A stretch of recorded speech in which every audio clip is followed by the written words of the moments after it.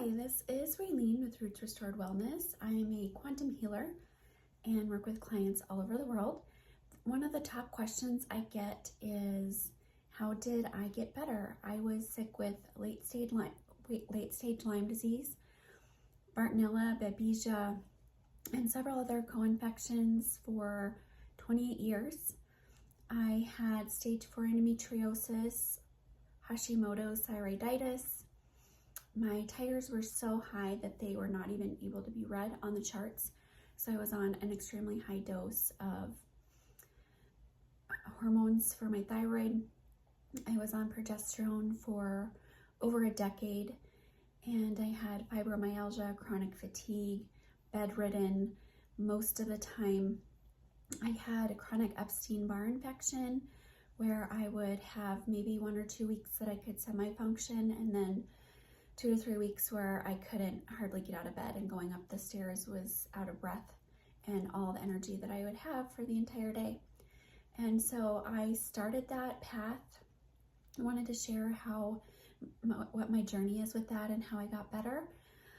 I initially got very sick when I was 10. Doctors did not have any answers for me or my parents.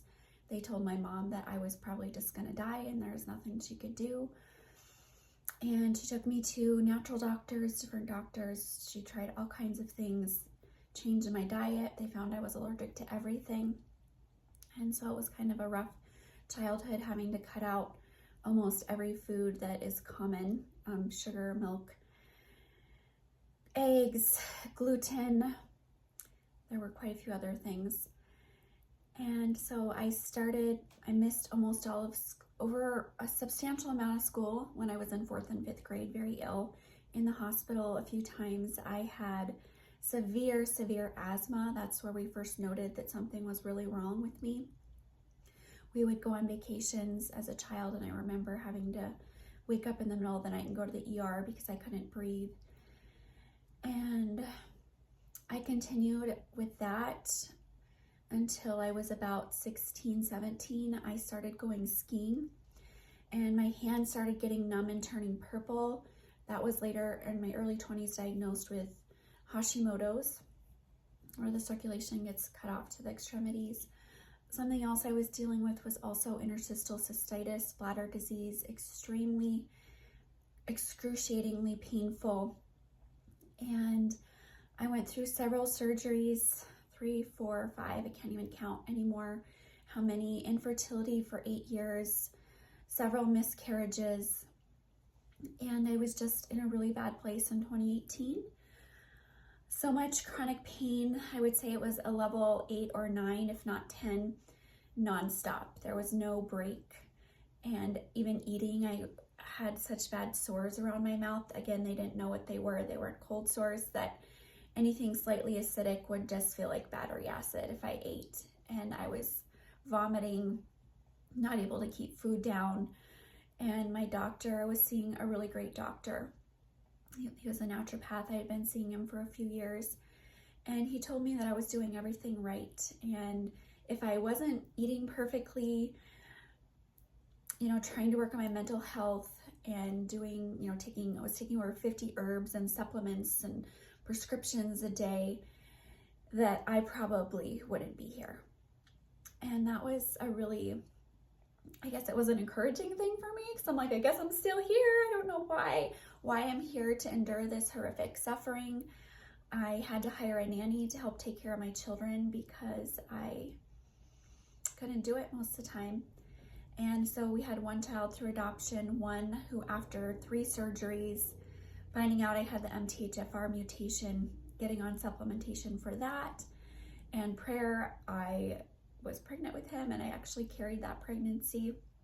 He ended up having Lyme and quite a few of the issues that I had, like the thyroid problems, diagnosed before he was even 2. So it was really horrific watching my child in extreme pain, suffering, not wanting to walk. He was diagnosed with autism as well, and I had never even given him any arm marks in his whole life because I knew we could be very sensitive to those. And so that was probably the hardest part, watching my son suffer, just lay on the floor with his blankie because it hurt too much for him to walk. he went through a lot of intensive treatments and scans, and we could never find a real answer for why he had his problems either, and there wasn't ever a solution. For several years, I went on high-dose antibiotics, and that destroyed my gut. I still struggle with that a little bit, but I've come a long way. And my doctor essentially told me that there's more to what's going on with you because you've done everything right. We have only seen you getting worse. And he suggested that I see an energy healer out of state, and that she works the way I work, on the phone or via proxy, just via notes. And I knew there was something really different about her the first session that I had, which happened to be the day after I had a really horrific miscarriage. And it was a time where I was very depressed and low in my life and didn't want to be here. I didn't see what the purpose of living through constant suffering was, even when I couldn't take care of my children. And I committed to working with her. I don't know why. I didn't always feel different after sessions. Some days I would feel the same. Other days I would notice little shifts here and there, and I just continued with that. And after 16 months of doing those sessions with her weekly, I actually stopped relapsing. And I remember waiting. It's really emotional for me. I remember waiting because I would have a few good weeks and I would know that, okay, I'm going to go to bed someday soon probably and wake up, and then I'm going to be in excruciating pain and not be able to function. And so I could go to bed feeling fine and then wake up completely feeling like a train wreck. And I kept waiting and waiting and waiting, and I think it had been 4 weeks and I had not had a relapse. And I was just like, what's going on? And about 5 months prior to that, my doctor had told me that I should be an energy healer. He goes, have you ever thought about this? And I really laughed at him because I said, you have no idea how sick I am. I can't even get out of bed. I don't know how you think that I could function I had horrible brain fog as well, to help others and have time to work besides, the time I spend in bed, and just trying to make a meal for my family was very draining for me. And that conversation came to my mind when I didn't relapse, and it was actually on a trip to Vegas. My friend gave me the body code book. No, it was emotion code.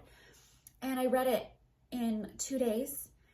And I was reading the part about heart walls, where it talks about how most people have a heart wall, and it can be life-changing to remove that wall from around the heart.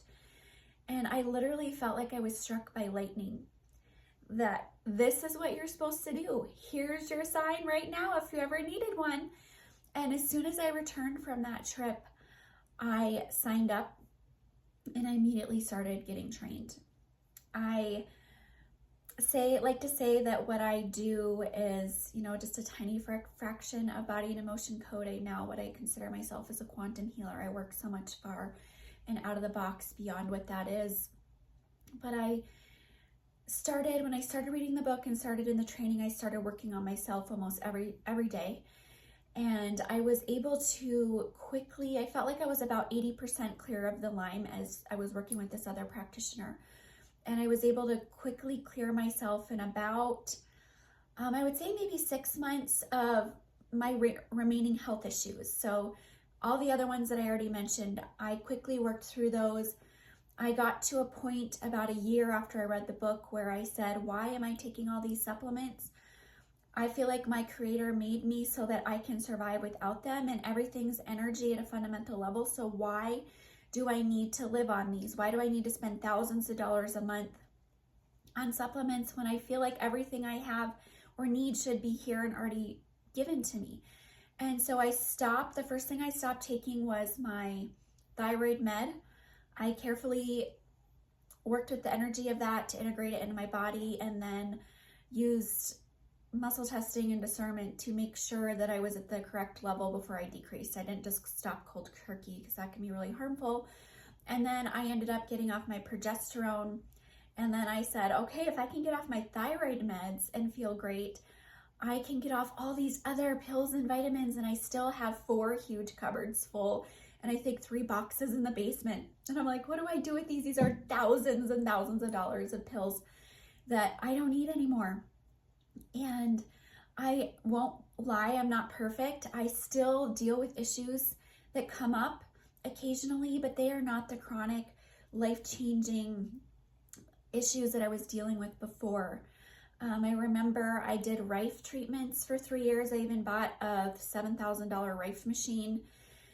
And when I was seeing 3 naturopaths and like a lot of doctors, and hundreds of thousands of dollars spent on medical treatments. And I was only getting worse. And so with the Rife machine, the first time the doctor, she combined mold with, I think, babesia. It was wild. It was horrific. I went into such a Herxheimer reaction that every single thing in my body hurt. It had felt like battery acid was poured even in my eyeballs, on my kidneys, on my fingernails. It was a complete state of inflammation and chronic pain, and I think that lasted for at least 2 months from one Rife treatment.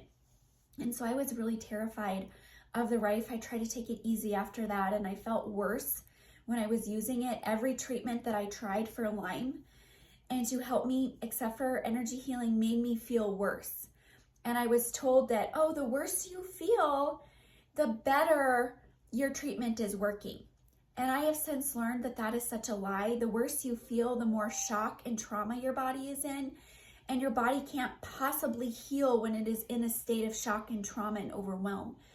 And so I love energy healing because I found it to be the most gentle way to release these imbalances without having to deal with wondering, am I going to be paralyzed for the next 2 or 3 days and not be able to walk because my body is in so much inflammation?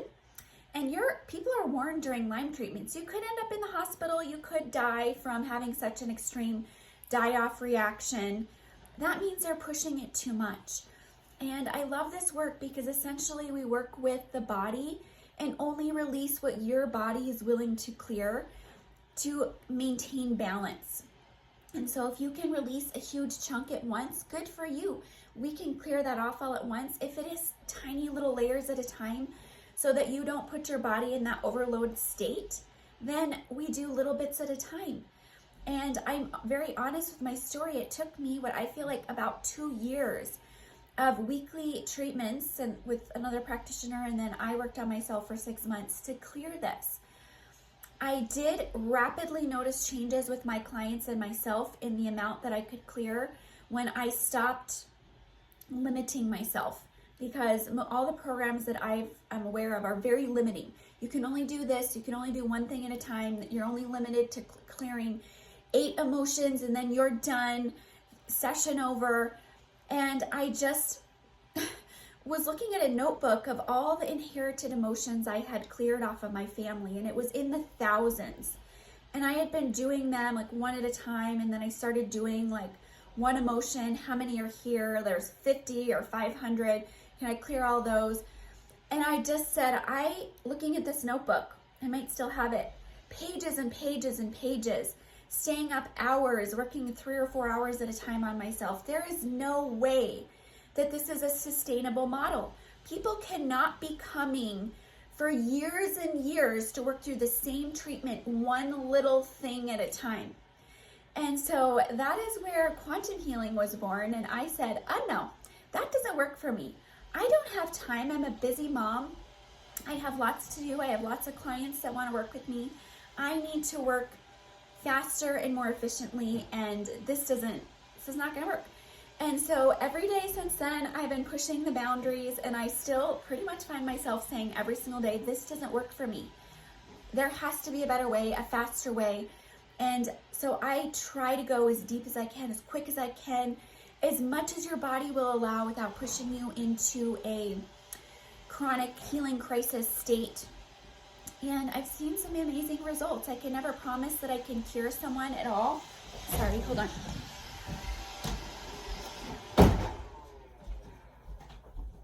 Every time I go live, my vacuum has to start. But I can't promise anything. I'm not allowed to even say that I could cure somebody because I'm not a doctor. But I can talk about my own personal story. And let me go back to my son. He is now 10. He is an avid skier. He's done wrestling. He's very active, and no trace of thyroid issues, no trace of Lyme, no trace of autism. Beautiful child, completely restored, set free. And so that's amazing. The other part of my story, it's evolving. Healing is not a dot on a line. It's actually a journey. And I will tell you a beautiful story that happened to me just 2 days ago. I've been essentially, what we would call healed from these afflictions for several years now. And my friend invited me to go snowshoeing. If you have Raynaud's or have had that, or have been chronic pain sufferer, fibromyalgia, inability to really do anything without paying for it, if I worked out or walked up the hill, I might be sore for 2 weeks. I said, okay, I'm gonna go. My husband had bought me heated gloves and socks that I've actually never used except to go to the Christmas stroll. And that was many years ago. And I said, okay, I'm gonna do this. I'm gonna go. Well, the morning of, I woke up and I was having really bad back pain and my hip was hurting. I'm like, what is going on? This feels like how I used to feel when I was sick. And then I started getting a lot of anxiety about the Raynaud's. What if my hands get too cold? Because one time in the last 10 years, I tried to do a winter activity, and I live in Montana. When I lived in Arizona, my doctor said, never move to a cold state. You can't do it because of your severe Raynaud's. You're gonna get frostbite and it's not gonna be good. And I tried to go snowmobiling with my family, and the handles have heaters. And they said that they never used heaters because they were so hot they would melt their gloves. Well, my hands turned completely purple. I couldn't feel the heaters at all. We even built a fire, and I was like, I could have put my hand in the fire and I did not feel anything.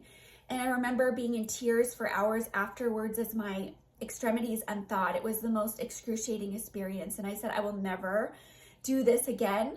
I'm done with winter activities. So my family goes skiing and I stay home. So I went back to bed. I messaged my friend. I said, I'm not going to be able to go. It's not going to work out. I feel too ill this morning, which is weird because I haven't felt like this for a long time. My husband comes and finds me in bed 15 minutes before I'm supposed to leave. And he goes, what are you doing? He goes, you are self-sabotaging yourself. Get out of bed. You're going to do this. You're going to have fun. He goes, worst case, you're going to sit in the car. You can just go and sit in the car. That is fine. And so I was like, well, I only have 15 minutes. I don't have time to get ready. And him and my boys were so sweet. They rushed, got me ready. My kids got the car loaded and they're like, you're doing this, Mom. You're going to go. And on the way, I was in tears, realizing that when we are chronically ill, we essentially get stuck in this box, this mindset that I'm ill. This is my life. This is who I am. I'm limited to these things because I'm chronically ill. And one of the biggest steps forward in my healing journey was actually finding that I had a false core belief that was, I'm not worthy to be healed. If you really don't believe you can be healed at a core level, if you're not dealing with those false core beliefs in your healing journey, how are you going to get better? You could have all the best treatments in the world and never overcome that obstacle. And so as I was driving to meet these ladies to go on this adventure, I was very emotional, realizing that I still had so much trauma from dealing with 28 years of chronic illness. And my mind was limiting me, saying, you don't know who you are. You can't do this. You've got Raynaud's, remember? You have fibromyalgia, remember? Remember what happened last time you tried to go and do something in the winter in Montana? It was hell for you. And I recognized for what it was, trauma triggers and deeper parts of this illness healing journey that were surfacing. And so I said, okay, this is going to be a day of healing. Anytime my body says I can't, I'm going to push that aside and say you can. And so I worked the entire day to clear these traumas off. I looked at it as I told him, I'm working through stuff today. If I start crying, it's okay. This is a healing journey for me today. And so I actually did go snowshoeing for over 2 miles. And there was almost a foot of fresh powder that had kind of been packed down. I got a little tired just because the lady that was leading was speed walking, but I didn't feel sore. I didn't feel out of breath, no asthma attack. I felt little pinings of that. And I said, just clear that out. And there were ladies who work out a lot who were talking about how sore they were. And I was like, oh my gosh, I'm doing so good. I'm not even feeling sore in my legs or anything. And since December, I've been doing workout videos on YouTube for 10 to 50 minutes a day. And before that, I probably haven't worked out for over 15 years because I had been so chronically ill. I tried one time about this it was like a 10-minute workout video, and I paid for it for a month. Bad. I couldn't even make it through 5 minutes doing the low level. So again, that was my memory that you can't work out. It's going to put you into a crisis and you're not going to be able to walk and you're going to have serious problems. Well, I've pushed through that. I've been working out for a couple months now, and I felt my body was strong. And it was really emotional for me because I have been, for over 20 years, my body has been very, very weak. And so for me to go snowshoeing for over 2 miles and keep up with these other active women, all of them older than me, but they're still very active, I was just overwhelmed that look how far I've come. And so I get clients that want to just have this dot on the line healing experience. I work with you one time. I've been ill for 20 years. I want it to be cleared and be done. And I always say it's a journey. It's a path. We're clearing off layers after layers. And I've been doing so good. And I still came up against this trauma wall 2 days ago that I had to work through. So there was more for me to do. And I anticipate there could be more layers I could be confronted with in the future. So I'm not close to that, but I now recognize it for what it is. And my family recognizes it for what it is. It was lovely for my husband to say, you're self-sabotaging yourself. When my husband said that to me, it was like a wake-up call. Even my family knows that I'm capable of this. They know it. I just have to believe in myself that I can do this now. So I wanted to share that. And through all of this, dealing with 3 horrific miscarriages, in the last year, I had a beautiful, healthy baby girl. I did a wild pregnancy, home birth with my husband. She is the most precious thing in our lives. We never thought that we would be able to really have children, and now I am super fertile. So it's just being on the opposite end of that spectrum of it was over 8 years. We were married for 10 years before we had my biological son. And so we never even had to worry about, should we try to get pregnant or not? We're just like, if I do, that's awesome, because it's probably the chances are so thin. Now it's we have to be careful because I'm super fertile now, and do we want more? There's a 10-year gap in between my children now, and so it's just weird. 20 years into marriage, having a newborn is like a whole new experience, but we love it, and she completes our family. It's just the most beautiful circle of life I see. And so here I am. I've been set free from all those things. I'm not perfect. I'm still dealing with issues here and there. But I just wanted to give this video because I've had so many people ask that healing is possible. When the doctors say that there's nothing they can do for you and give you 100 high-dose pain pills and tell you to go home and start seeing a pain management clinic, it's not necessarily over for you. There is hope. There is redemption. We can be set free from that. And I feel like the way that I was set free is just connecting with my higher self through energy healing and giving my body permission to heal, clearing the blocks and imbalances that were holding me back from achieving that state of healing. And here I am. I'm working with thousands of clients all over the world now on their chronic illness journeys, their crazy things that nobody else has been able to work with. And